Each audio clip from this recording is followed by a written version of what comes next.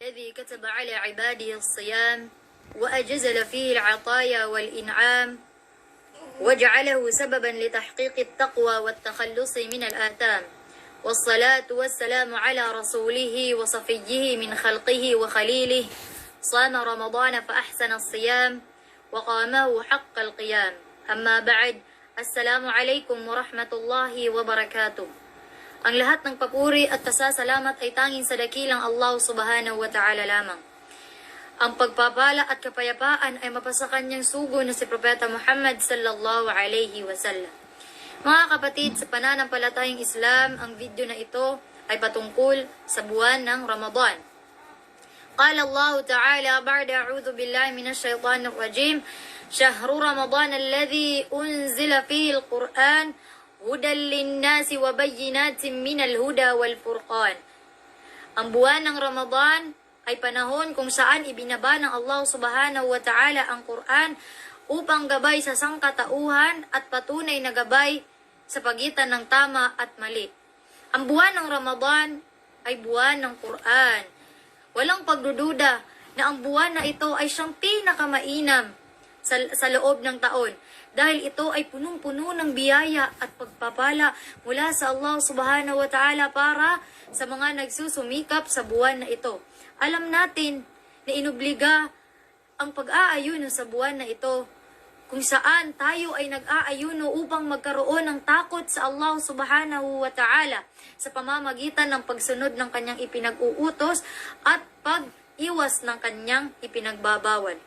Mga kapatid, sa pananampalatayang Islam, napakalaking gantimpala ang pag-aayuno o lahat ng ating mga ginagawang kabutihan sa buwan na ito. Qala Rasulullah sallallahu alayhi wa sallam, Man sama Ramadana imanan wa ihtisaban, ghufira lahu ma taqaddama min dhanbi.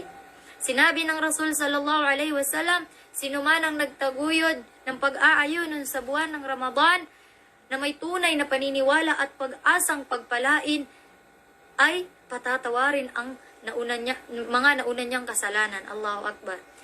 Mga kapatid, sa pananampalatayang Islam, itaguyod natin, itayo natin na may tunay na paniniwala sa Allah subhanahu wa ta'ala ang buwan na ito. Lakasan natin ang ating paniniwala at pananampalataya sa Allah at damihan natin ang paggawa ng mga kabutihan sa buwan na ito upang makuha natin ang gantimpala ng Ramadan.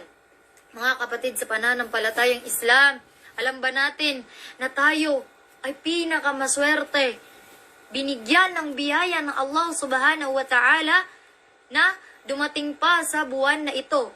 Maraming mga tao sa kanilang mga libingan na humingi ng pagkakataon, ng chances sa Allah subhanahu wa ta'ala na sila ay makapagbalik pa upang maitaguyod ng mabuti ang kanilang Ramadan. Ngunit wala na silang pag-asa, mga kapatid, sa pananampalatayang Islam. Huwag natin aksayan ng ating mga panahon. Huwag natin hintayin na sa ating libingan pa tayo makapaghingi ng kapatawaran sa Allah subhanahu wa ta'ala. Kaya naman, walang excuse bawat Muslim ang hindi magtatagumpay sa buwan na ito. Dahil sa lahat ng mga araw na natitira sa kanyang harapan ngayon ay nagbibigay pagkakataon na siya ay magtatagumpay sa buwan na ito. Kaya naman, sa mga naiilang araw, mga kapatid, sa pananampalatayang Islam, ay hindi natin sayangin upang hindi tayo mapabilang sa mga taong lugi. Sinabi sa hadith, Raghima anfu abadin dakhala Ramadana walam yughfir lahu. Tunay na siya ay napinsala, kasawian sa kanya, kapahamakan sa kanya. Sino siya?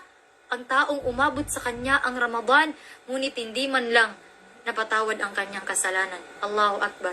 Mga kapatid, sa pananampalatayang Islam, tayo ay magsakripisyo, magpunyagi, magsikap sa mga naiilang araw na lamang sa buwan na ito upang matamo natin ang kabutihan ng buwan na ito at mababilang tayo sa mga taong napatawad ng Allah subhanahu wa ta'ala at mapabilang tayo sa mga taong magtatagumpay sa buwan na ito.